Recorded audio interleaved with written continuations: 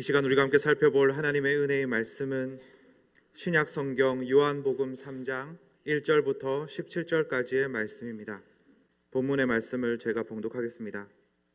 그런데 바리새인 중에 니고데모라 하는 사람이 있으니 유대인의 지도자라. 그가 밤에 예수께 와서 이르되 랍비여, 우리가 당신은 하나님께로부터 오신 선생인 줄 아나이다. 하나님이 함께 하시지 아니하시면 당신의 행하시는 이 표적을 아무도 할 수 없음이니이다. 예수께서 대답하여 이르시되 진실로 진실로 내게 이르노니 사람이 거듭나지 아니하면 하나님의 나라를 볼 수 없느니라. 니고데모가 이르되 사람이 늙으면 어떻게 날 수 있사옵나이까? 두 번째 모태에 들어갔다가 날 수 있사옵나이까? 예수께서 대답하시되 진실로 진실로 내게 이르노니 사람이 물과 성령으로 나지 아니하면 하나님의 나라에 들어갈 수 없느니라. 육으로 난 것은 육이요 영으로 난 것은 영이니 내가 내게 거듭나야 하겠다 하는 말을 놀랍게 여기지 말라. 바람이 임의로 불매 내가 그 소리는 들어도 어디로 와서 어디로 가는지 알지 못하나니 성령으로 난 사람도 다 그러하니라.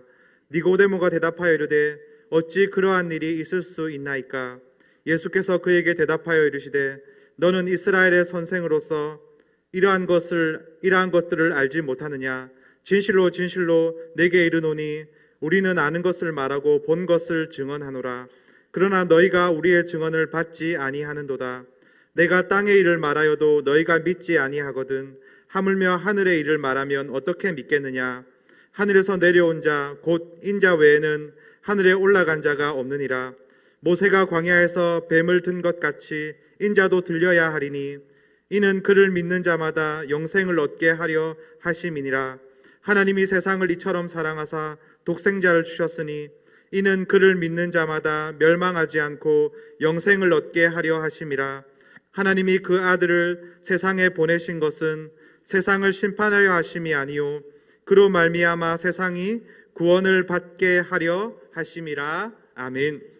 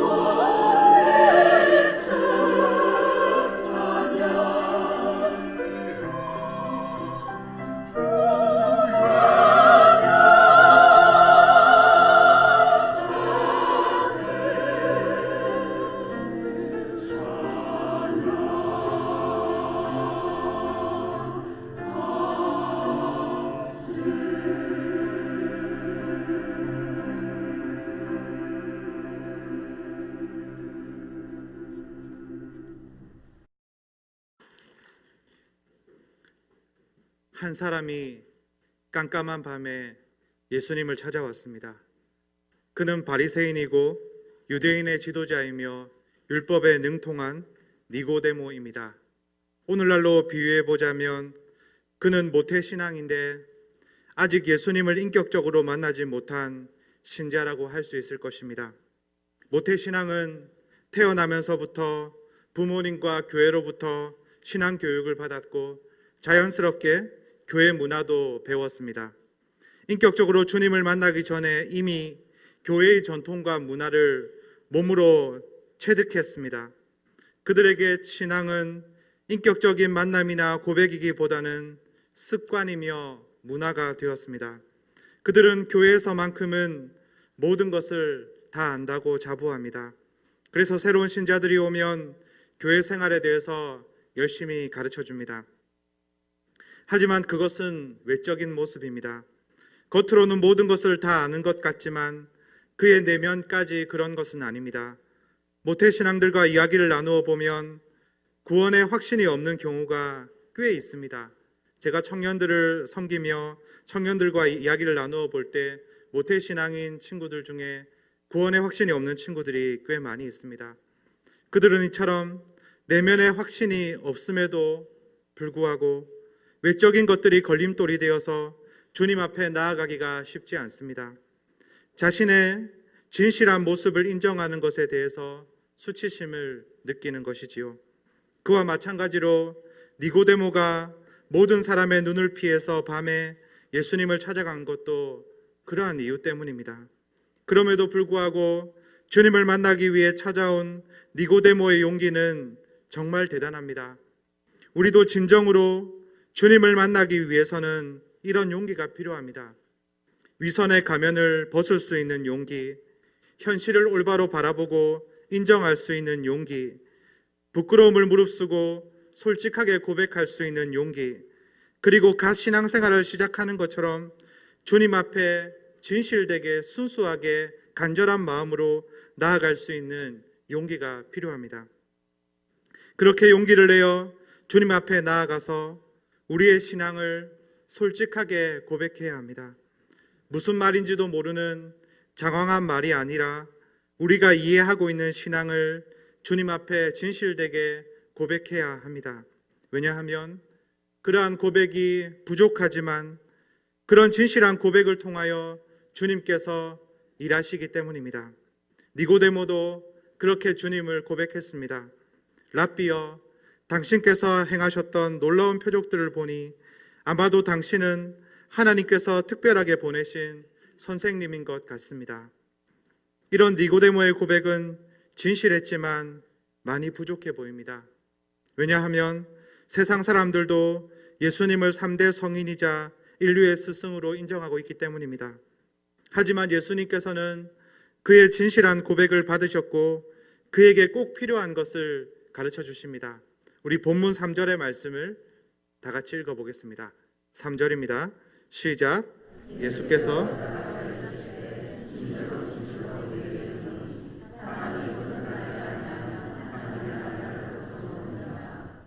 아멘. 우리가 성경을 읽을 때 정말 중요하게 봐야 하는 말씀이 있는데 그것은 바로 예수님께서 진실로 진실로 헬라어로 아멘 아멘이라고 말씀하시면서 시작하는 말씀입니다. 물론 다른 말씀도 다 중요하지만 진실로 진실로란 단서가 붙은 말씀은 그 말씀이 지금 현재 그 말씀을 듣는 사람에게 꼭 필요한 말씀이다라는 그런 뜻이기 때문입니다. 예수님께서는 지금 니고데모에게 그가 가장 필요로 하는 것을 말씀하십니다. 니고데모야, 너는 지금 하나님 나라를 보기 원하는 것 같은데 지금 그 상태로는 결코 그 나라를 볼 수 없단다. 그 나라를 볼 수 있는 방법이 단 한 가지가 있는데 그것은 다시 태어나는 것이다. 예수님께서는 니고데모가 원하는 것이 무엇인지 정확하게 꿰뚫어 보셨습니다. 니고데모가 원하는 것은 바로 하나님의 나라를 보는 것입니다. 여기서 본다는 말은 단순히 눈으로 보는 것을 말하는 것이 아닙니다. 이 말은 볼 뿐만 아니라 경험하고 즐거워하고 누리는 모든 것을 다 포함하는 말입니다. 하나님 나라를 보고 경험하고 즐거워하는 것, 그것은 바로 구원을 말합니다. 예수님께서는 지금 니고데모가 구원을 원하고 있다는 것을 알고 계셨습니다. 구원은 니고데모뿐만 아니라 우리도 간절히 원하는 것입니다. 우리도 하나님을 경험하고 즐거워하는 구원을 간절히 바랍니다. 그런데 우리가 진정으로 원하는 구원은 어떤 것입니까? 그리고 그런 구원을 왜 원하십니까? 스스로 이 질문에 답을 해보면 우리가 각자 어떤 구원관을 가지고 있는가 하는 것을 잘 알 수 있습니다. 올바른 구원관을 가지는 것은 아주 중요합니다. 왜냐하면 어떠한 구원관을 가지느냐에 따라서 구원의 여부나 신앙생활이 완전히 달라지기 때문입니다. 그렇다면 니고데모는 어떤 구원관을 가지고 있습니까? 그는 예수님께서 말씀하시는 하나님의 나라를 보는 것, 곧 구원을 어떻게 이해하고 있습니까? 우리 본문 4절의 말씀을 같이 한번 읽어보겠습니다. 4절입니다. 시작. 니고데모가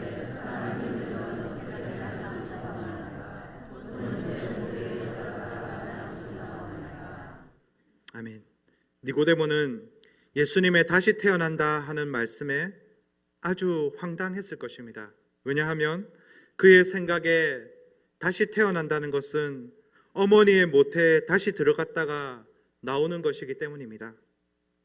그의 이런 대답은 그가 어떤 구원관을 가지고 있는지를 잘 보여주고 있습니다.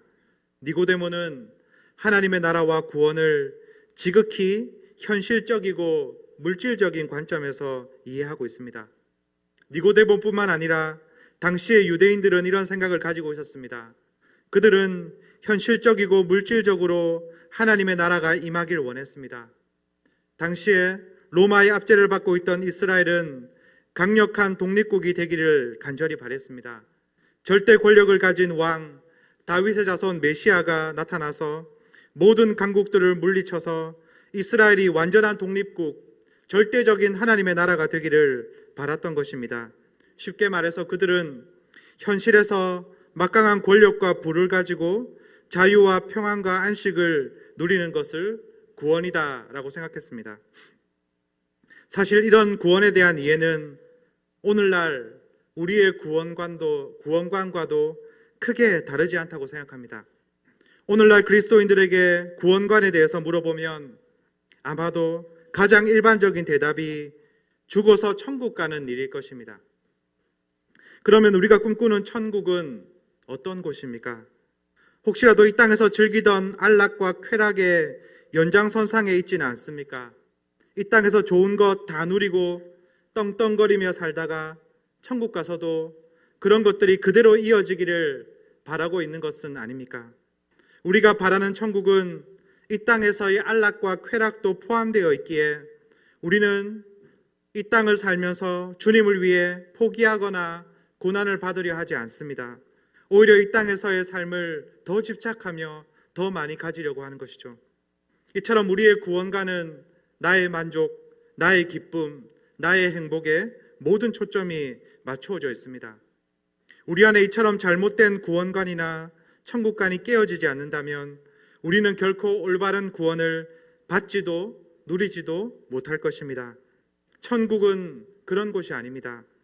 우리가 천국을 생각할 때 가장 먼저 떠올려야 하는 것은 주님과의 관계의 회복입니다. 사랑으로 우리를 창조하시고 구원하신 하나님과 친밀하게 교제하는 곳, 바로 그곳이 천국입니다. 오직 그것만이 영원히 변하지 않는 천국의 가치입니다. 그 외에 다른 모든 것들은 일시적인 것들입니다. 들의 풀과 꽃처럼 시들고 말라 없어질 것들입니다. 그런데도 많은 교인들이 주님과의 교제에는 무관심하고 그런 사라질 것들에만 집착하고 있습니다. 계속 그런 것들에 집착하면 그런 마음속에 사탄이 틈타서 우리를 미혹할 것입니다. 너희가 왕의 재정을 마음껏 받아 써야 한다. 부자가 되어야 복음을 제대로 누리는 것이다. 높은 자리에 올라가서 모든 사람에게 영향력을 미치는 리더가 되어야 진정한 복음을 누리는 것이다. 긍정의 힘을 믿고 긍정적인 자세로 살면 모든 문제가 해결된다고 말입니다. 여러분, 구원은 그런 것이 아닙니다. 구원은 어떠한 환경과 어떠한 상황과 어떠한 조건이 나에게 닥칠지라도 주님 한 분 때문에, 주님께서 함께 하시기 때문에 기뻐하는 것, 그것이 바로 구원입니다. 물질적인 나라가 아닌 하나님을 바라보는 것, 그것이 바로 구원입니다. 삶의 매 순간 주님을 바라보고 경험하고 느끼는 것입니다. 찬송가 438장의 가사처럼 주 예수와 동행하는 그곳이 바로 하늘나라, 천국, 하나님 나라입니다. 주님께서 우리 삶의 중심이 되시고 우리 인생의 길잡이가 되시며 우리 인생의 목적이 되시는 곳, 그것이 바로 구원이고 천국입니다. 이 시간 우리의 구원관이 올바로 세워지기를 주님의 이름으로 간절히 바랍니다. 그래야만 우리는 다음으로 넘어갈 수 있습니다. 구원관이 잘못되어 있으면 그 다음은 아무 소용이 없습니다. 올바른 구원관을 가지고 계속 나가겠습니다. 이제 우리가 올바른 구원의 의미를 알았다면 다음으로 생각해 봐야 할 것은 어떻게 그 구원을 얻을 수 있는가 하는 것입니다. 어떻게 하면 구원을 얻어서 천국을 경험할 수 있습니까? 어떻게 하면 매 순간 주님을 경험하고 그분을 느낄 수 있습니까? 그것에 대해서 주님께서는 거듭나야 한다는 해답을 주셨습니다. 다시 태어나야 한다. 주님께서 분명한 해답을 주신 것은 감사한데 중요한 것은 그것이 무슨 뜻인지 모르겠습니다. 니고데모의 대답이 공감이 됩니다. 다시 태어난다는 것이 도대체 무슨 말입니까? 이미 태어난 우리가 어떻게 다시 태어날 수 있습니까? 대답하기가 참 어렵습니다. 그래서 예수님께서 그 해답을 직접 설명해 주십니다. 예수님께서는 진실로 진실로라는 표현을 사용해서 다시 한 번 더 강조하고 있습니다. 우리 5절과 6절의 말씀을 같이 한번 읽어보겠습니다. 시작.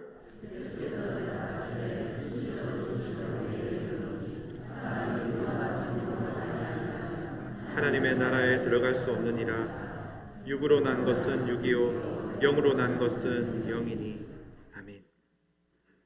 예수님께서는 사람이 두 번 태어날 수 있다고 말씀하십니다. 한 번은 우리가 잘 알듯이 어머니의 몸으로부터 육체를 입고 태어나는 것을 말합니다. 사람은 예외 없이 모두가 이렇게 태어납니다. 하지만 그것이 전부가 아닙니다. 하나님께서 미리 택하신 특정한 사람들은 한 번 더 태어납니다. 그들은 이미 육체를 입고 태어났지만 영적으로 한 번 더 태어나는 과정을 겪습니다. 그렇다면 어떤 과정을 거쳐서 영적으로 다시 태어날 수 있습니까? 그것에 대해서 예수님께서는 물과 성령을 통해서 가능하다라고 말씀하십니다. 그렇다면 물과 성령으로 나는 것은 무엇을 말합니까? 니고데모는 물과 성령으로 태어나는 것이 무엇인지 잘 모르는 것 같습니다. 하지만 예수님께서는 이미 니고데모가 알고 있는 사실을 통해서 설명하셨습니다. 예수님께서 물과 성령을 말씀하실 때 이 말씀은 어디서 갑자기 튀어나온 말씀이 아닙니다. 이 말씀은 니고데모가 이미 알고 있는 구약 성경으로부터 나온 것입니다. 우리 에스겔서 36장 25절부터 27절을 한번 찾아보겠습니다. 에스겔서 36장 25절부터 27절입니다. 에스겔서 36장 25절부터 27절, 우리 세 절의 말씀을 한 목소리로 읽어보겠습니다. 시작. 맑은 물을 너희에게 뿌려서 너희로 정결하게 하되 곧 너희 모든 더러운 것에서와 모든 우상 숭배에서 너희를 정결하게 할 것이며 또 새 영을 너희 속에 두고 새 마음을 너희에게 주되 너희 육신에서 굳은 마음을 제거하고 부드러운 마음을 줄 것이며 또 내 영을 너희 속에 두어 너희로 내 율례를 행하게 하리니 너희가 내 규례를 지켜 행할지라. 아멘. 이 말씀은 가깝게는 바벨론 포로에서 돌아온 이스라엘의 남은 자들을 회복하신다는 말씀이고, 좀 더 멀리 보면 장차 예정된 하나님의 백성들을 새롭게 하셔서 구원하신다는 말씀입니다.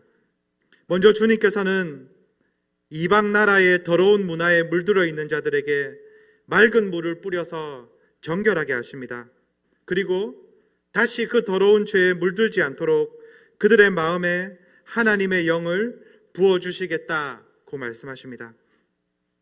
다시 태어난다는 것은 바로 이런 의미입니다. 육신의 죄가 씻겨지고 성령으로 새롭게 살아나는 것을 말합니다. 그래서 하나님께서는 28절에서 이렇게 말씀하십니다. 내가 너희 조상에게 준 땅에서 너희가 거주하면서 내 백성이 되고 나는 너희 하나님이 되리라.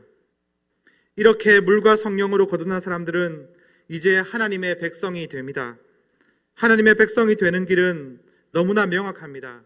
그것은 물로 모든 죄가 씻겨지고 성령이 그 심령에 오셔서 그를 새롭게 하시는 것입니다. 이론은 잘 알겠는데 실제적으로 그것이 어떻게 일어나는지는 이해하기가 힘듭니다.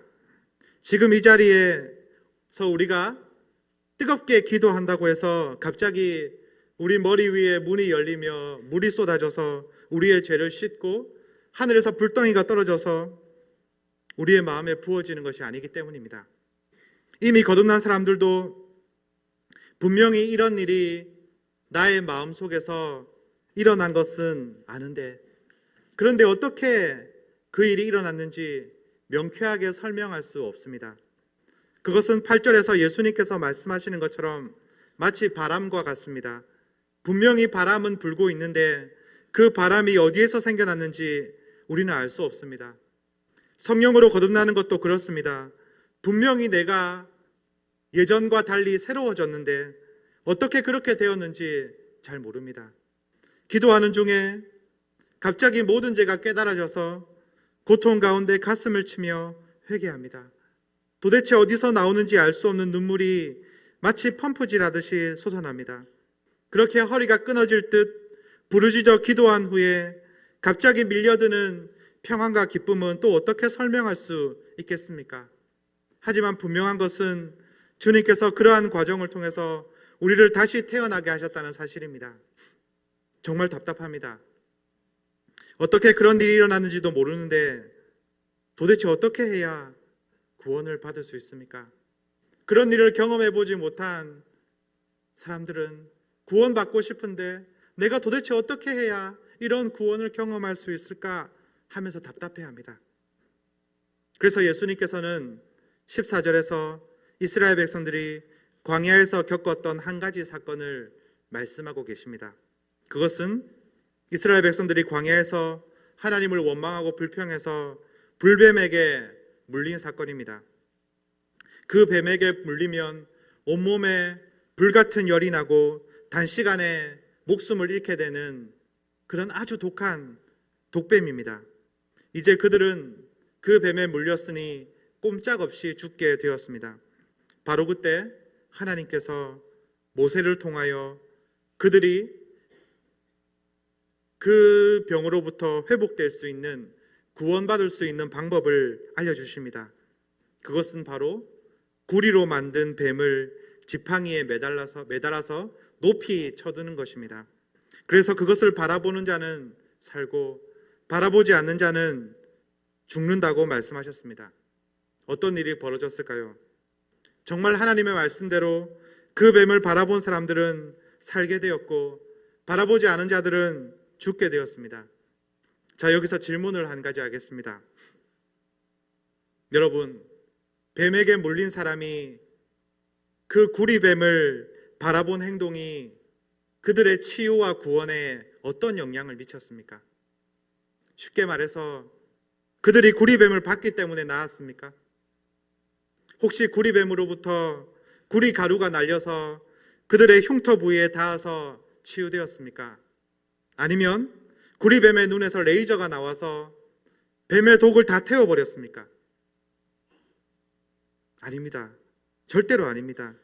그들이 치유받은 것은 구리뱀과 아무런 관련이 없습니다. 그들이 치유받은 것은 전적으로 하나님의 은혜이고 하나님의 능력입니다. 그렇다면 또 한 가지 궁금증이 생깁니다.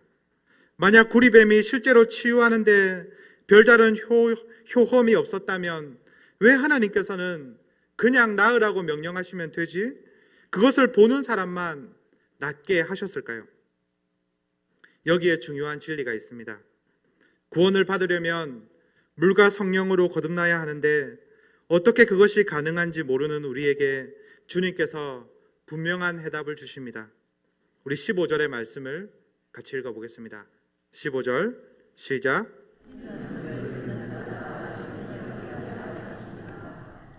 아멘.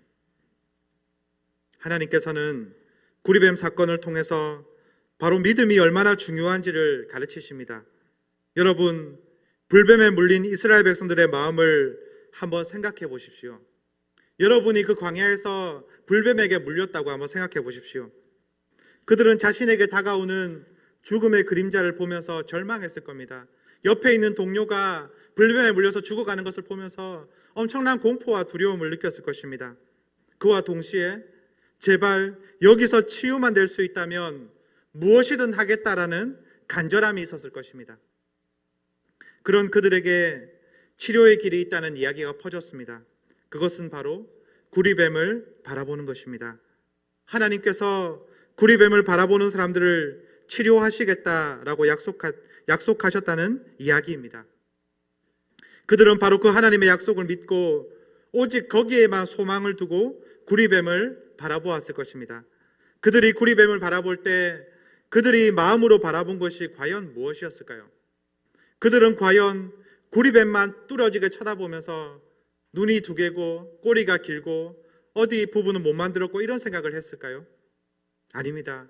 그들의 눈은 구리뱀을 바라보고 있었지만 실제로 그들의 마음은 그 구리뱀을 통해서 자신들을 치료하실 전능하신 하나님을 바라보았을 것입니다. 여러분, 이것이 바로 믿음입니다. 믿음은 우리의 영혼이 하나님을 바라보는 것입니다. 하나님께 영혼의 시선을 고정하는 것입니다. 우리에게 믿음이 있을 때 그 믿음 안에서 간절함이 나옵니다. 말씀을 듣거나 기도하거나 찬양을 할 때도 우리 안에 믿음이 있어야만 마음이 뜨거워지고 하나님을 향해서 모든 마음을 쏟아낼 수가 있습니다. 여러분, 다시 한번 생각해 보십시오. 모세의 시대에는 겨우 구리뱀이었습니다. 그들은 자신들이 죽을 형편에 처해 있다는 사실을 깨닫고 나서 그 투박한 구리뱀을 통해서 하나님을 바라보았습니다. 하지만 우리는 다릅니다. 우리가 바라보는 것은 겨우 구리뱀 따위가 아닙니다. 하나님께서는 오늘날 우리를 구원하시기 위해서 도저히 상상조차 할 수 없는 일을 행하셨습니다. 그 위대한 일이 본문 16절과 17절에 기록되어 있습니다. 우리 두 절의 말씀을 같이 읽어보겠습니다. 시작. 하나님이 이는 그를 믿는 자마다 멸망하지 않고 영생을 얻게 하려 하십니다. 하나님이 그 아들을 세상에 보내신 것은 세상을 심판하려 하심이 아니요 그로 말미암아 세상이 구원을 받게 하려 하심이라. 아멘. 하나님께서는 구리뱀이 아니라 하나밖에 없는 아들 예수 그리스도를 십자가 위에 높이 매달았습니다. 모세의 시대에 구리뱀을 매달았을 때 아마도 어떤 사람들은 그깟 구리뱀이 뭐라고 불평하며 죽어간 사람도 있었을 거라고 생각합니다.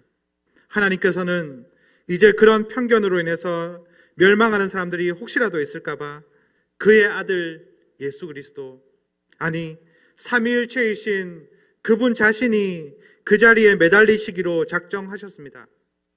구리뱀처럼 간접적으로 주님을 떠올리게 하는 것이 아니라 직접적으로 주님을 바라보게 하셨습니다. 하나님이 왜 그렇게 하셨습니까? 왜 영광을 받으실 그분께서 모든 저주를 받아서 그렇게 십자가 위에 매달리셨습니까?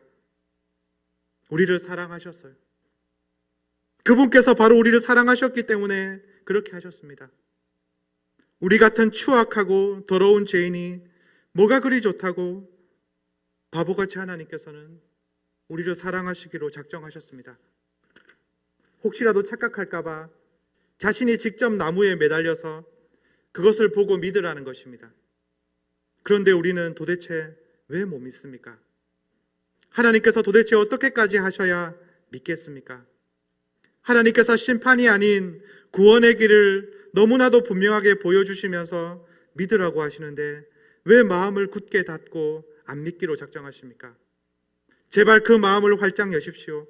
모든 편견을 걷고 주님을 믿으십시오.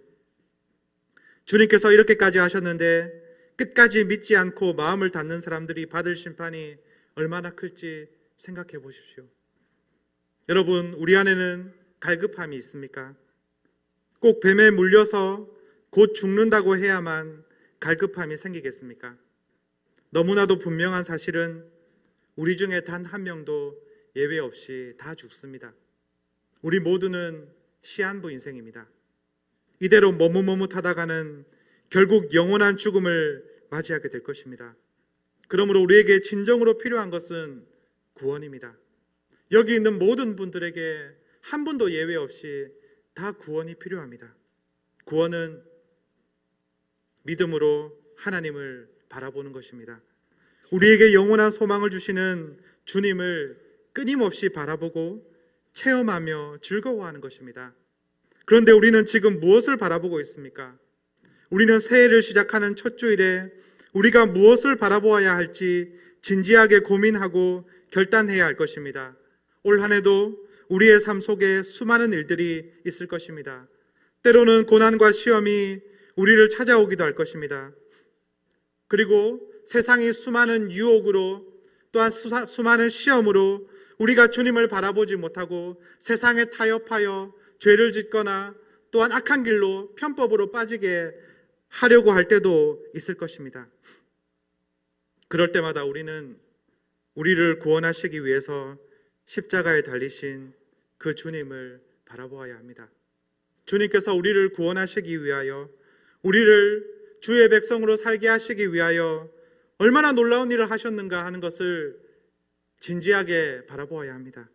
그렇게 할 때 사망 권세 깨트리고 승리하신 주님의 능력을 우리도 경험하게 될 것입니다. 우리도 그 주님과 함께 그 수많은 유혹과 고난들을 이기고 승리하게 될 것입니다. 우리 모든 성도님들, 새해에는 주님만 바라보며 어떠한 어려움과 고난이 있을지라도 승리하는 참된 구원과 하나님 나라를 경험하시는 주의 백성들이 되시기를 주님의 이름으로 간절히 부탁드립니다. 기도하겠습니다. 하나님 아버지, 은혜를 감사합니다. 죄로 죽었던 우리들, 보잘것없고 사랑받을 만한 구석이 하나도 없는 우리들을 하나님께서 불쌍히 긍휼히 여기셔서 사랑하시고 그 아들 예수 그리스도를 보내주셔서 구원하여 주신 은혜에 감사와 찬양을 드립니다. 하나님, 우리가 그 주님의 은혜로 구원을 받았습니다. 하나님, 이제 구원을 받은 우리들 날마다 주님을 바라보게 하여 주옵소서. 주님과 동행하며 주님을 바라보고 주님을 경험하고 주님을 즐거워하며 세상 속에서 수많은 유혹과 고난 가운데 승리할 수 있도록 도와주옵소서. 주님, 세상에 타협하지 않게 하시고 세상에 무너지지 않게 하시고 주님을 힘입어 참된 승리를 경험하는 우리 모두가 되게 하여 주옵소서. 하나님, 또 특별히 이 자리에 아직 구원받지 못한 영혼들이 있습니까? 아직 주님을 만나지 못한 영혼들이 있습니까? 하나님, 그들을 긍휼히 여겨주시고 이 시간 주님 앞에 결단합니다. 그들에게 간절한 믿음을 또 성령을 부으셔서 모든 영혼들이 구원받고 주님 하나님 나라를 경험할 수 있도록 은혜를 더하여 주옵소서. 이 시간 우리가 온전히 주님께만 소망을 두고 주님께 모든 영광을 올려드립니다. 감사드리며 예수님의 이름으로 기도드리옵나이다. 아멘.